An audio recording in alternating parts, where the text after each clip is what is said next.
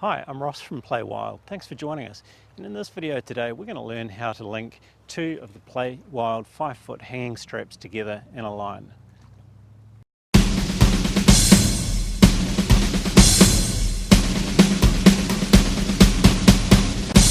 As you can see, we've already got one of the hanging straps mounted on this branch. Now it looks a lot shorter than 5 feet due to the fact that I've looped it around the branch 2 or 3 times already to shorten it.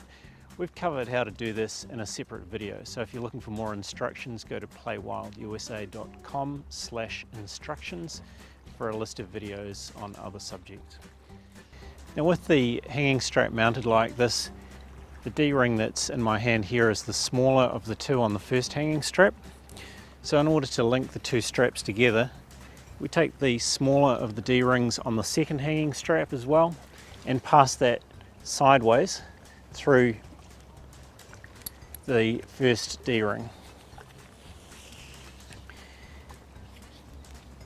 In this case of simply passing again the smaller D-ring on the second strap through the larger D-ring sideways.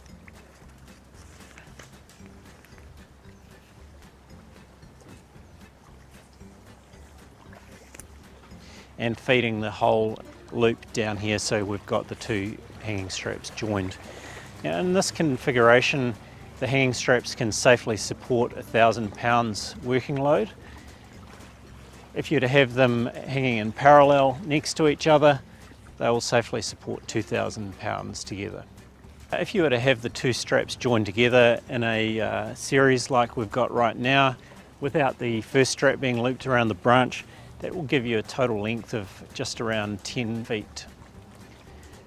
I hope you found this video useful, and we look forward to seeing you in the next video.